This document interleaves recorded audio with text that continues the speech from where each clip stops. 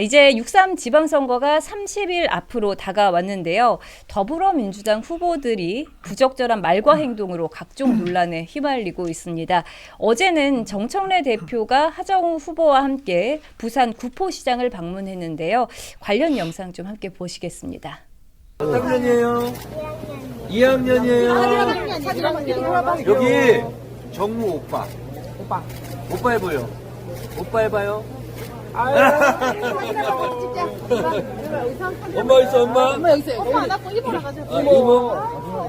이모님 예쁘시네. 너무 예쁘시네. 네, 보신 대로 정청래 대표가 초등학교 1학년 여학생에게 여기 정우 오빠 해봐요 라면서 하정우 후보를 오빠라고 부르도록 했습니다. 여기서 하수석은 정청래 대표를 말리는 게 아니라 오빠라면서 맞장구를 쳤는데요. 이거 초등학생을 앞에 두고 아동 성희롱 아니냐 이런 비판이 나오고 있습니다. 이 모습 좀 어떻게 보셨어요? 이게 자녀 가진 부모 입장에서 봤을 때 정말 이거는 억장이 무너진다 이런 표현도 아니고 되게 위험하다는 생각이 들 것 같아요. 위험하다. 왜냐면은 요새 얼마나 사실 그 흉흉합니까? 그러니까 작년만 해도 20대 그 젊은 남성들 일당이 어린아이들 상대로 유괴 행각을 벌여서 상당한 사회적 논란이 됐었잖아요. 그때부터 이 유괴 관련해서 또 사회적으로 심각하게 바라보다 보니까 또 많은 제도적인 또 변화들도 있었고 우리 학부모님들도 아이들 학교 보낼 때도 얼마나 지금 조심하시는 분위기인가요? 물론 제가 뭐 그렇다고 정청래 대표 같은 사람들이 뭐 유괴범이라고 얘기하는 게 아니라 그런 정도로 지금 사회적으로 아이들의 보호에 대해서 엄청나게 이게 관념이 크고 성숙되어 있는 이 사회적인 분위기 속에서 할아버지뻘 정치인 한 명과 아버지뻘 정치인 한 명이 어린아이를 둘러싸고 오빠라고 해봐. 이거 얼마나 공포스러울까요? 어린아이가? 네. 심지어 그 아이가 뭐 불쾌함이라고 하는 감정을 이렇게 약간 유창하게 표현할 수 있을 정도의 연령대도 아니에요. 8살이라고 합니다. 초등학교 2학년. 따라하지 않아요. 그러니까 이거는 사실 유쾌한 감정이 아니라고 하는 거는 우리가 쉽게 읽을 수 있죠. 따라하지 않고 계속 시종일관 또 정청래가 허리춤에 또 손을 대고 있고 사진 찍을 때 또 하정우 지금 후보가 또 손을 대고 있고 이런 장면이 제가 아버지였다면 너무 위험하다. 이렇게 생각이 들 것 같습니다. 실제로 일반 젊은 남성들이 봤을 때도 징그럽다는 생각이 좀 먼저 들었어요. 징그럽다. 징그럽다. 무섭다. 그러니까 그래서 그 어린아이가 받았을 또 여러 이 정서적인 좀 학대에 해당하지 않나. 좀 기본적으로 그런 생각이 들고요. 그리고 오빠라고 하는 표현. 뭐 별거 아니란 식으로 얘기하는 분들도 뭐 민주연구원 부원장 같은 분들이 그런 얘기를 하시긴 합니다만 네. 그렇지 않잖아요. 우리가 오빠라고 하는 표현이 가지고 있는 사회적인 어떤 그런 용어의 활용에 대해서 우리가 잘 알고 있지 않나요? 그러니까 요새 정말 남편도 오빠, 뭐 남자친구도 오빠, 뭐 친오빠도 오빠, 다 오빠라고 하는데 이 오빠라고 하는 표현에 기본적인 어떤 어감과 전제, 오빠라고 해봐라고 하는 그 남자들의 표현의 어감은 기본적으로 이성으로 상정할 때 하는 겁니다. 우리가 딸 같은 아이한테 아빠라고 해봐도 아니고 삼촌이라고 해봐도 아니고. 그렇게 얘기하지 않죠. 그러니까 글쎄 우리가 이 용어가 담고 있는 여러 함의를 사회적인 함의를 생각해 봤을 때 아니 8살 아이한테 저런 얘기를 하는 것이 맞나? 일단 기본적인 그 생각이 드는 것이고요. 하정우 수석도 우리 앵커님 말씀하신 것처럼 아니면 아니라고 해야죠. 그러니까 아무리 당대표라고 하지만 아이고 제가 무슨 오빠입니까? 아저씨죠. 너스레라도 떨었어야 되는데 오빠 할 때 소름이 돋더라고요. 저는 이게 대체 뭔가 저 나이뻘에 딸이 있을 텐데 딸한테 그걸 오빠라고 합니까? 딸이 오빠라고 하진 않을 거 아니에요. 상식적으로. 그러니까 너무 전 충격적이고 좀 기괴한 장면이었고요. 본인들도 의식을 했는지 하루 만에 사과를 하긴 했습니다만 과연 이게 좀 이 습관적인 약간 이 여성들에 대한 전 아동을 여성이라고 표현하는 것도 지금 싫어요. 네. 이런 행각이 참 민주당의 고질병이다. 이런 생각이 좀 들었습니다. 네. 그 하정우 AI 미래 기회 수석 기회를 보고 내려왔기 때문에 기회 수석이라 하겠습니다. 기획 수석 아닙니다. 뭔가 기획적으로 한 건 아니고 저는 오빠라고 얘기를 들었을 때 오빠 이 옷을 보라고 오빠 하는 줄 알았어요. 이게 지금 어린아이한테 초등학교 1학년한테 오빠라고 불러봐, 오빠라고 해봐가 제정신인가. 성인 사이에서 있었던 일에 대해서 이게 성희롱으로 가냐 아니냐의 문제가 우리나라 형법에는 성희롱 자체를 처벌하는 규정이 없습니다. 그래서 직장 내에서 뭐 직장 상사가 나이 차이 얼마 안 나는 하급 직원한테 오빠라고 불러봐, 오빠라고 해봐라고 하면 직장 내에서 문제가 돼서 뭐 감봉이나 뭐 정직 정도 처분을 오, 받아요. 네. 혹은 아니면 국가인권위원회에 제소가 돼서 그 직장 자체를 교육을 다시 해라 이렇게 권고 결정이 나옵니다. 여기에 대해서 걸었던 소송이 굉장히 많아요. 오. 그래서 이게 행정사건 소송이 있거든요. 네. 그래서 많은 분들이 아니 오빠라고 해봐 이게 뭐가 문제야? 왜 이거 가지고 나를 감봉해? 왜 날 정직 처분해? 라고 해서 소송을 거는데 다 집니다. 법원에서 보기에도 오빠라고 해봐 라고 오빠라고 불러 이게 잘못됐다는 거죠. 근데 이게 하물며 어른들 사이에도 잘못된 건데 8살 아이한테 77년생인 성인 남자가 오빠라고 해봐 이게 말이 됩니까? 제가 그래서 AI에 바로 물어봤습니다. 법률 AI 법률만 전문적으로 하는 AI에게 네. 지금 현재 시각은 2026년도이고 1977년 남자가 초등학교 1학년 아이에게 오빠라고 해봐라고 말했을 때 여기서 법적 죄책은 무엇인가 네. 물어봤는데 아동학대가 바로 튀어나왔어요. 오. 물론 개별적 구체적으로 판단을 해봐야 된다. 뭐 반복성이 있었는지 여부, 정말로 성적인 문제로 접근했는지 여부를 봐야 되는데 어쨌든 정서적 학대에 대해서 그 여부에 대해서 법률 조항이 바로 나왔거든요. 그런 걸로 봤을 때 이 논란을 회피할 수는 없을 것이다. 사회적으로도 문제되고 법률적으로도 전 충분히 문제가 있다고도 생각이 되고요. 그렇기 때문에 본인들도 바로 사과를 한 게 아닌가. 근데 사과 방식도 이상해요. 논란의 중심에 아이가 서서 죄송합니다. 뭐 이런 식으로 사과를 했어요. 그래서 그런 부분도 이해하지 않겠지만 그 정청래 대표는 원래 그 학원 원장을 했잖아요. 이거 이렇게 학원 가르치잖아요. 그러면 바로 그 취업 금지 처분이 나옵니다.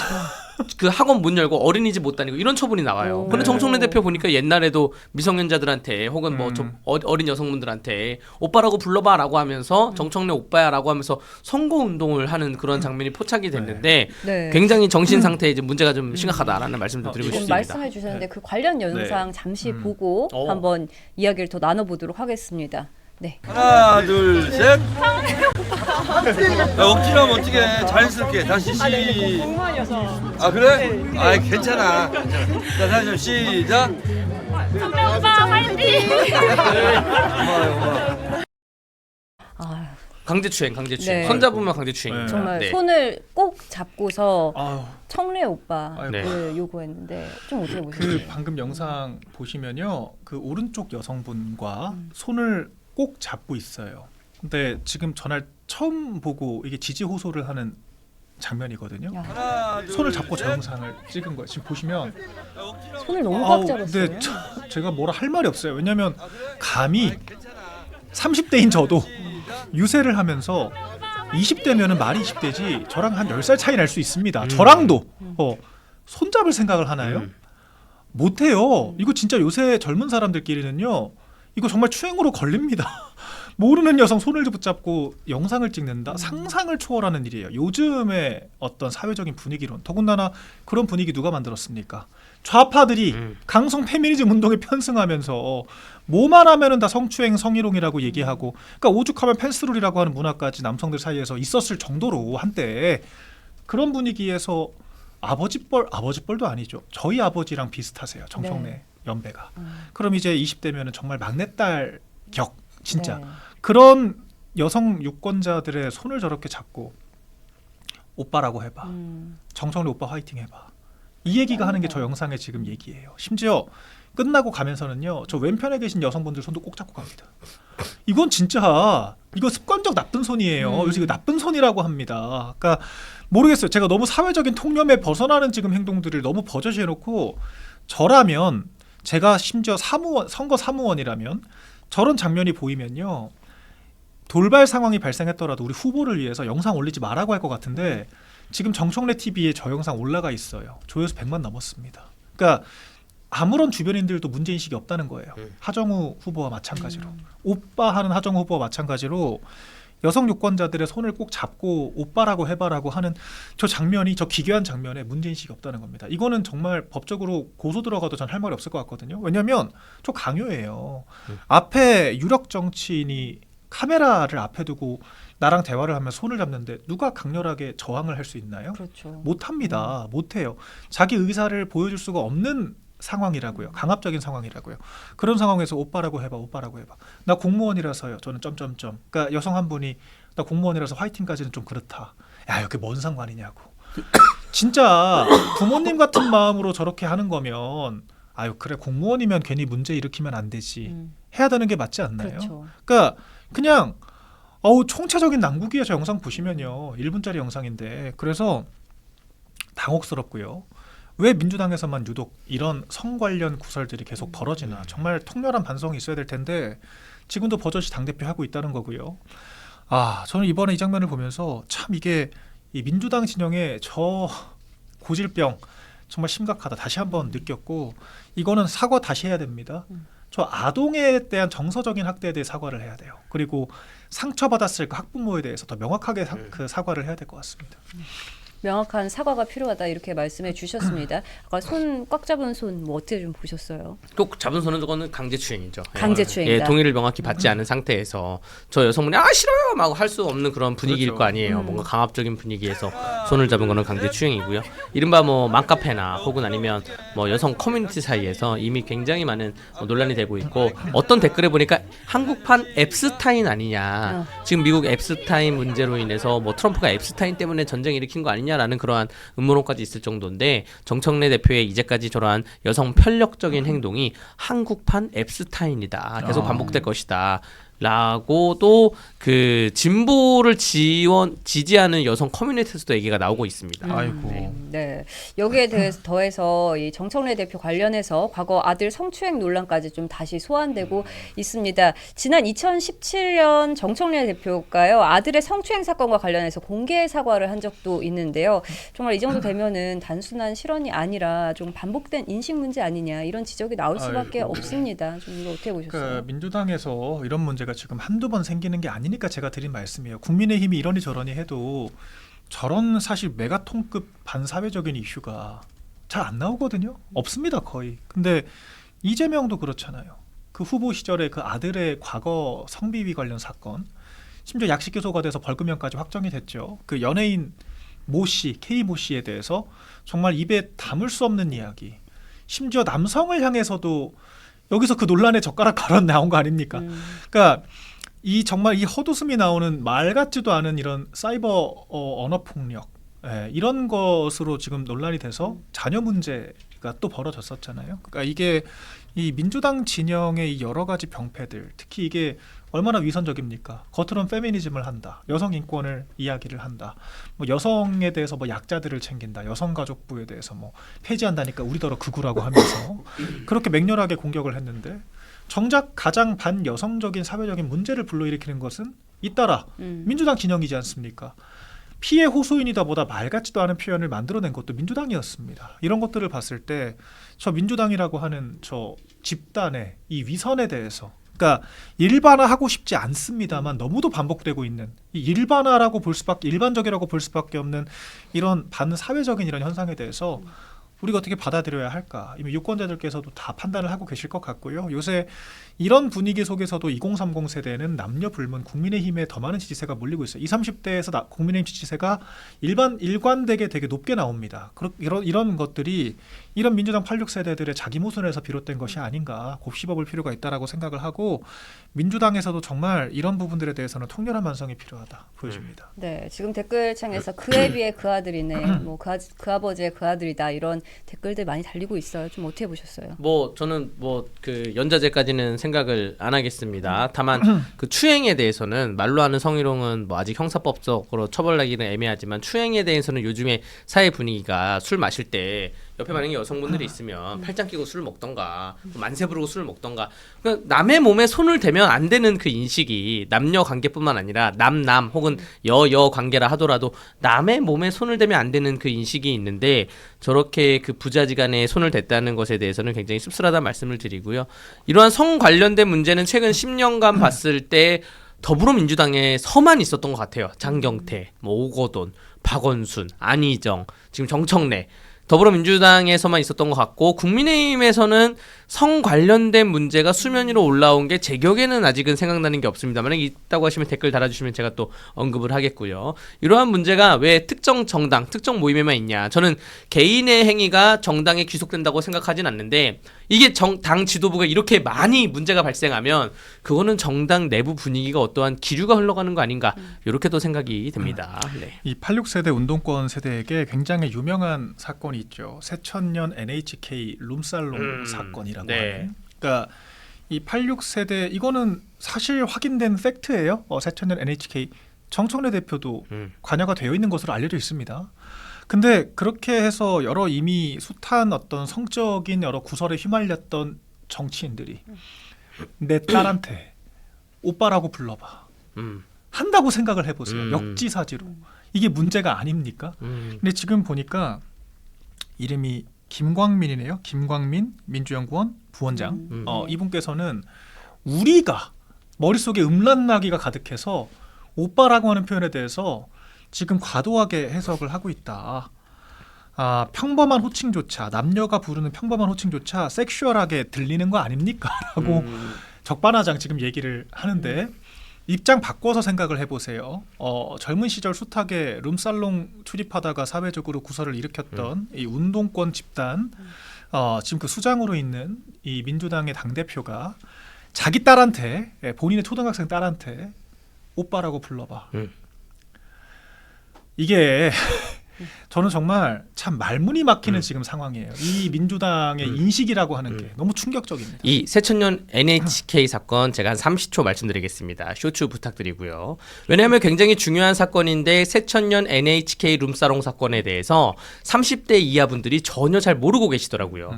1987년 광주에서 그 광주 민주화 운동 5월 18일 기념행사를 앞두고 그 전야제인 5월 17일 밤에 지금 강원도지사 후보 우상호 또 연수갑 국회의원 후보 송영길 이러한 자들이 광주에 내려가서 민주화운동 기념을 하러 내려갔다가 NHK라는 룸사롱에 한 겁니다.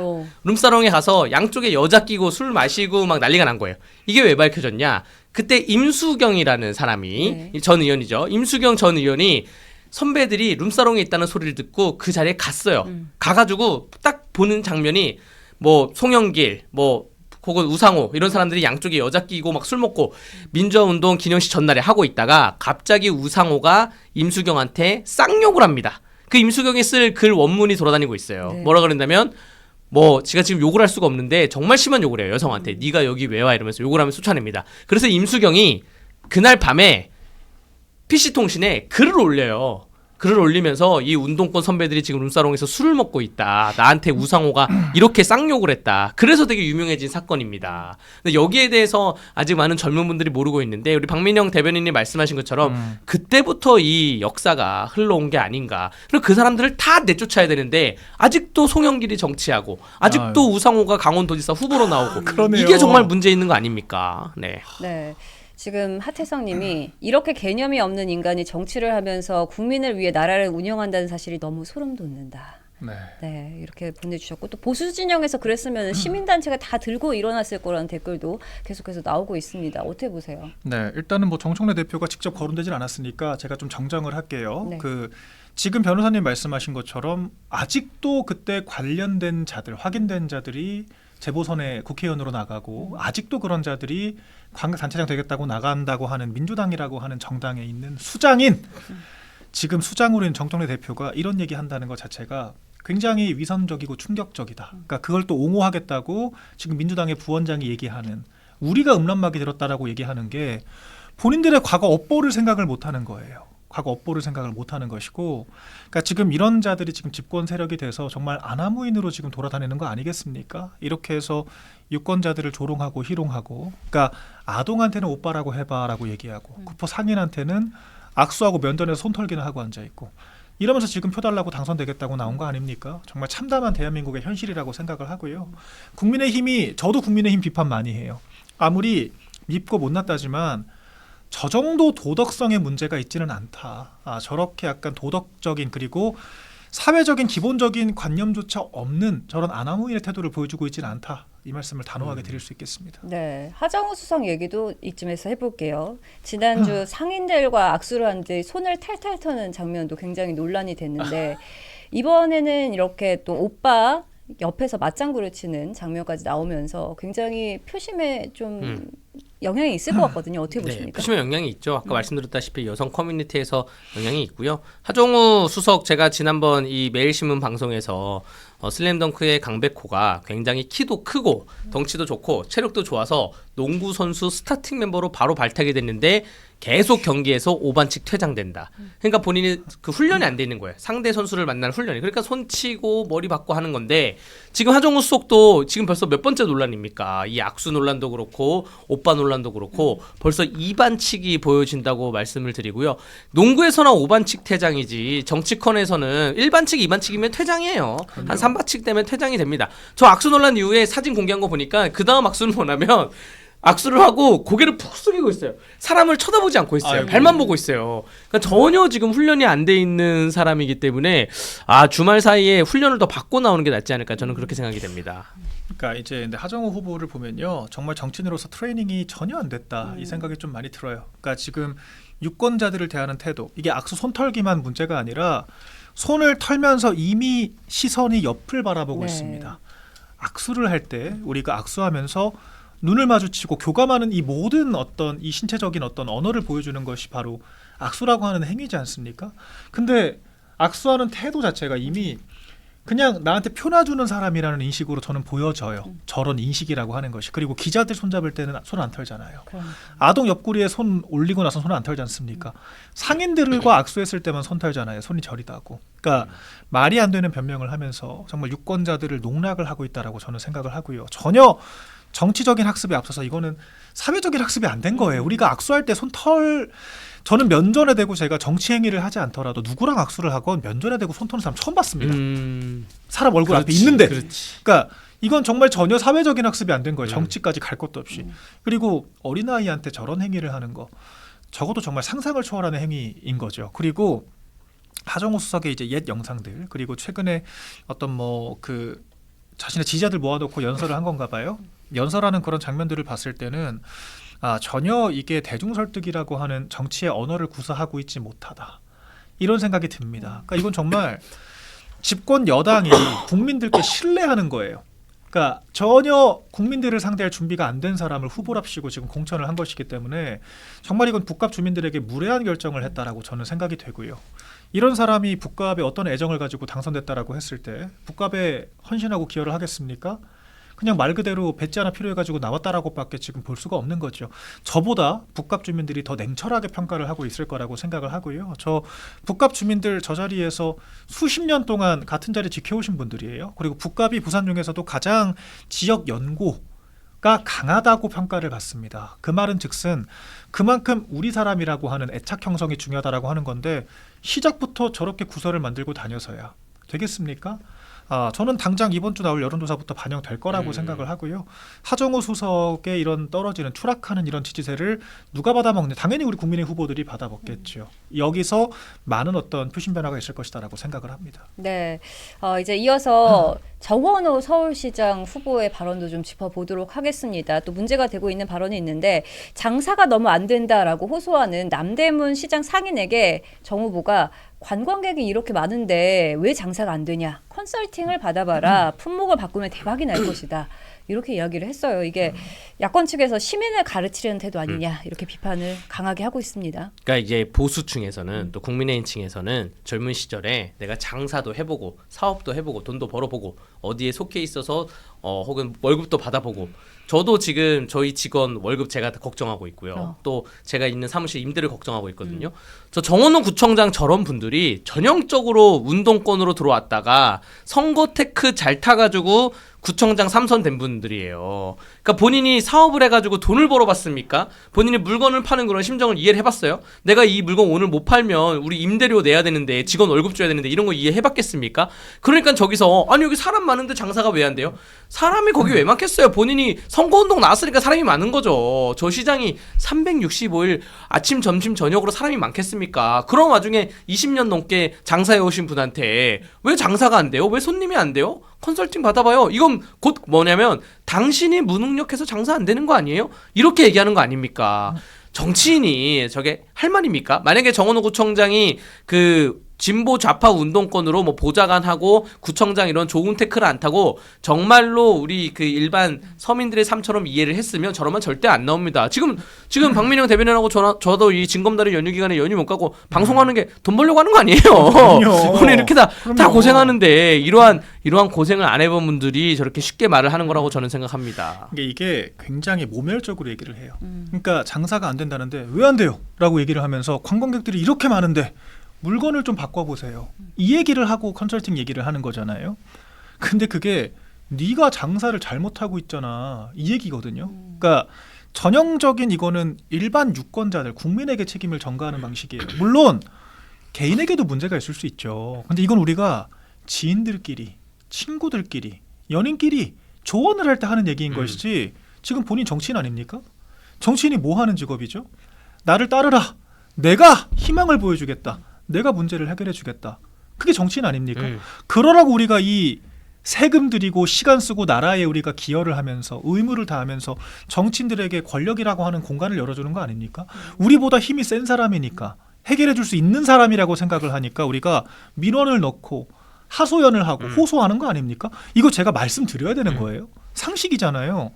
정원호라고 하는 사람이요, 지인이 왔는데 장사가 안 된다 푸념을 듣다가 야 이것저것 컨설팅 받아봐라 그러는 건 문제가 안 돼요. 그러니까 우리가 뭐 우스갯소리로 뭐 T냐 F냐 하지만 T건 F건 관계성의 문제인 겁니다. 관계성. 그러니까 뭐라도 지푸라기라도 잡는 심정으로, 혹은 아니 민주당 잘할 거라고 해서 집권에 시켜놨더니만 대통령 만들어놨더니만 왜 집권 여당 되고도 이렇게 바뀌는 게 없냐. 코스피 올랐다고 부흥회만 할 게 아니라 우리 민초들, 장사하는 사람들, 자영업자들 폐업률은 지금 1위, 지금 세계 최고 수준으로 높아지고 있고 천만 자영업자들이 폐업을 하고 있는데 이런 것들을 왜 못 챙기고 있냐.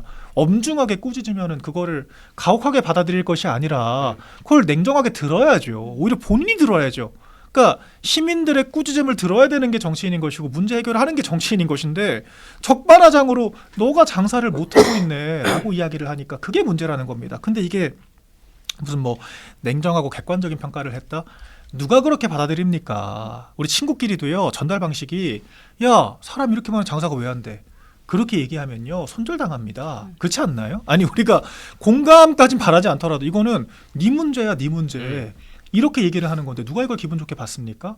실제 해당 상인이 불쾌감 표출했다는 거 아니에요. 그러니까 요거는요, 우리가 단순히 단면 가지고 이 사람을 침소봉대해서 공격하는 것이 아니라 정원호라고 하는 사람이 정치라고 하는 어떤 직업적인 사명을 어떻게 인식을 하고 있나를 보여주는 거예요. 그러니까 자기 측근들 얼마나 잘 챙겨요. 무슨 민달팽이 유니온 무슨 뭐 누구 뭐 어디 뭐 외유성 출장을 가니 무슨 뭐 용역을 주니 뭐 고액 후원자들한테 온갖 수익 계약 다 해주고 자기 사람들은 알토랑 같이 챙기면서 정작 표주는 민초들에 대해서는 네가 잘해야지. 이걸 지금 보여주고 있다는 게 저는 근본적인 문제라고 생각을 합니다. 그러니까 이게 컨설팅이 만약에 성동구에 있는 구의원들, 뭐 시의원들, 민주당 의원들이 저 표가 안 나와요 이러면 정원호가 그 정도 얘기를 할 수 있죠. 아, 나 선거 3번 해봤어. 이렇게 컨설팅 받아봐. 근데 저런 상인들한테 컨설팅 받아봐를 이제 백종원의 골목식당에서 백종원 사업가가 할 수 있는 거는 백종원 사업가는 저 장사를 해봤으니까. 그렇죠. 그게 컨설팅 해봐라는 거지. 아니 구청장이 와가지고 컨설팅 받아보세요. 이게 할 말이냐고요. 네. 네. 아니면 뭐 컨설팅에 대해서 물론 각 그 구청이나 시청에 다 컨설팅하는 그러한 사업은 있습니다. 거기에 대해서 친절하게 안내를 해주는 것도 아니고 그렇죠. 말투 자체가 좀 정치인이 할 말투는 아니었습니다. 네, 아니, 하다못해 백종원 씨 같은 경우에도요, 네. 뭐 이게 표 받는 것도 아닌데도 그 골목상 그거 보면 컨설팅을 본인이 일단 해주잖아요. 메뉴도 본인이 다 봐주고 본인 인지도를 가지고 또 이제 기본적으로 붐업을 또 시켜주잖아요. 그러니까 컨설팅 해주고 홍보해주고 메뉴 개발해주고 하다못해 민간 방송에서도 그렇게 하는데 지금 표 받는 정치인이 지금 나와가지고 세금 쓰는 정치인이 나와서 한다는 말이, 아니 컨설팅 받아보란 말 들을 거면 표를 굳이 왜 줍니까? 우리가 서울시라고 하는 게 왜 필요합니까? 시정이 필요하지 않죠. 자기가 알아서 할 거면 개인의 노력만으로 못하는 게 있기 때문에 제도권의 힘이 필요한 건데 정말 무책임하게 짝이 없다 생각이 됩니다. 네, 정 후보 측은 이에 대해서 대안을 제시한 일잘러 행정가의 모습이다 이렇게 방어를 하고 있어요. 이에 대해서 이제 또 상인의 증언도 좀 나왔는데 네. 굉장히 자괴감이 든다, 기분이 나쁘다, 어이가 없었다 이러면서 좀 굉장히 자괴감이 든다 이런 증언했어요. 아니 저게 저렇게 컨설팅 받아봐가 일 잘 넣으면 대한민국의 구청장, 서울시장, 대통령 못할 사람이 누가 제 있습니까? 말이에요.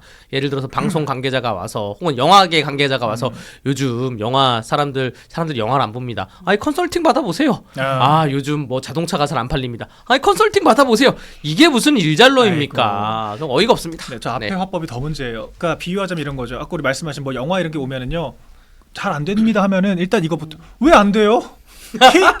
K 지금 문화가 얼마나 잘 나가는데 왜 안 됩니까? 한번 컨설팅을 받아보세요. 왜 저희한테 얘기를 합니까? 지금 이거예요.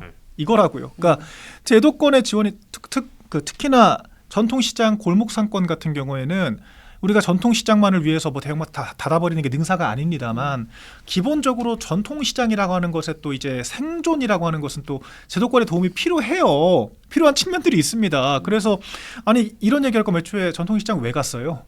그냥 상인들 많으니까 간 겁니까? 그러니까 이렇게 무책임할 수가 없다는 거고 아 진짜 이렇게 하면 정 맞는다. 성동구청장 3번 하면서 성동구청장 3번 하면서 어떻게 일 잘한다는 말을 들었나 정말 궁금할 지경이고 이것도 딱 이재명 대통령처럼 그 계곡 그 있잖아요. 계곡 마케팅 그런 것처럼 정말 이게 만들어진 행정 능력가 아닌가 생각이 들고 참 좌파들 가스라이팅이 무섭다 새삼 느낍니다. 네, 지금 JJ 브라더님께서 슈퍼챗 주시면서 살다 시장 유세에서 골목 식당 찍는 놈은 처음 본다. 이러다가 조보아 씨가 내려와야 될 듯. 조바 씨 갔다 온 내려와요. 듯. 아, 네, 이렇게. 임경지 씨 내려와요. 이런 거 네. 아니에요. 예. 댓글 주셨습니다. 그리고 앵커님 댓글 보시나요? 이렇게 또 댓글 주셨는데 댓글 보고 있습니다. 네, 계속해서 다음 질문 좀 이어가 볼게요. 또 과거에도 이런 발언이 있었어요. 정세균 전 총리가 손님이 없어 편하시겠다 이렇게 발언한 게 좀 소환이 되고 있는 상황인데 정치인의 이런 사소한 실언이 선거 판세에 좀 결정적인 영향을 미쳤던 사례입니다. 이번 발언이 좀 표심에 어떤 영향을 미칠지 어떻게 네. 보세요? 일단은 이게 시장 상권이 또 가지고 있는 이런 어떤 표심의 힘이라고 하는 거 정치인들이 선거 때만 되면 시장 간다라고 하는 데서부터 우리가 이미 느껴볼 수가 있잖아요. 그리고 사실 이 장면을 보는 많은 자영업자들이 얼마나 자괴감을 느끼겠습니까? 이분만 느끼시는 게 아니라 정원호를 뽑아봤자 내가 세금 내고 내가 표 주고 내가 컨설팅을 받아야 되면요. 왜 정원호를 찍겠습니까? 그렇기 때문에 이 단편적인 사례로 끝나는 것이 아니라 이건 행정가로서의 여러 자질적인 측면으로까지 이건 인식의 문제가 비화될 수가 있다. 유권자들의 평가가 이루어질 수 있다라고 보여지고 정원호 구청장도 지금 이것만 문제가 아니잖아요. 여러 네거티브 이슈들 그리고 선거 캠페인 할 때마다 발생하는 이런 입 리스크들 뭐 도로가 문제라고 하면 도로 늘릴 것이 아니라 차량을 줄여야죠. 이런 뭔가 기괴한 발상들. 그러니까 발상의 전환이 아니라 창조적인 파괴가 아니라 그냥 파괴를 하는 사람. 그러니까 이런 것들이 지금 잇따라 구설이 되고 있기 때문에 얼마나 실력이 없나 더 느낄 거라고 생각을 하고요. 결과적으로 구관이 명관이다. 시켜봤더니 사고라도 안 치는 사람이 낫다. 이런 생각들을 많이 하실 것 같고 결과적으로 보수 결집이 이루어지지 않을까 생각을 해봅니다. 구간이 명간인 거에 하나만 보태자면 여러분들 그 새로운 사람이 뽑히면 인수위원회라는 걸 다시 가동해야 돼요. 네. 인수위만 몇 억이 들어갑니다. 아마 서울시는 10억 넘게 들어갈 수도 있어요. 강원도 같은 경우에도 억대가 들어가는데 구간이 명간이란 말에 여기서 저는 동감을 하긴 합니다. 기존에 있던 사람을 뽑으면 인수위를 다시 갈 필요가 없고 여기에 대해서 예산이 대폭 절감될 것이다. 정세균 전 총리는 저 얘기를 농담으로 그 당시엔 한 것 같은데 그러니까 그 농담으로 할 게 있고 안 말할 게 있거든요. 저 뉘앙스가 뭐냐면 대형 참사가 났는데 장례식장은 돈 많이 벌겠네 뭐 이런 느낌이에요. 저렇게 말하는 분들을 국민들께서 다 심판을 해주셔야 됩니다. 네. 그리고 이게 민주당의 유구한 전통이에요. 이 민주당 정치인들을 보면요, 자기 스스로 부가가치를 창출해본 사람 별로 없습니다. 세금을 받으면서 살아왔던 사람들이에요. 그러니까 보수 지지하시는 분들이 통상적으로, 그러니까 보수 정치인들이 세금을 내면서 정치를 그러니까 살아왔던 사람들이라면 민주당은 이른바 시민단체를 비롯해서 세금을 쓰면서 정치를 했던 분들이 많습니다. 제가 이걸 폄훼하는 게 아니라 실제 이분들의 언어를 보시면 정세균 전 총리 손님 없어서 편하시겠다. 이 발언만 문제가 아니라 문재인 유명한 발언이 있죠. 코로나 때 시장 방문해가지고 30%가 떨어진 게 아니라 30%로 떨어졌다. 이 발언. 그러니까 이 어떤 시장 상인들의 어떤 고통, 내가 지금 당장 부가가치를 창출해야 되고 당장 돈을 벌어야 생계를 유지할 수 있고 내가 내 생계를 꾸려가야만 하는 사람들에 대한 전혀 정서적인 공감이 되지 않는 거죠. 그러니까 이런 부분들이 지금 잇따라 노출되고 있다라고 하는 것이 이 민주 진영의 심각한 문제다. 그냥 세상이라 돈벌이라고 하는 것이 무슨 용역해주면 돈 받고 선거 이기면 돈 받는 게 아닙니다. 살아야 되니까 지금 이렇게 생계활동을 하시는 분들에 대해서 조금 더 공감 능력을 길리셔야겠다 생각합니다. 네.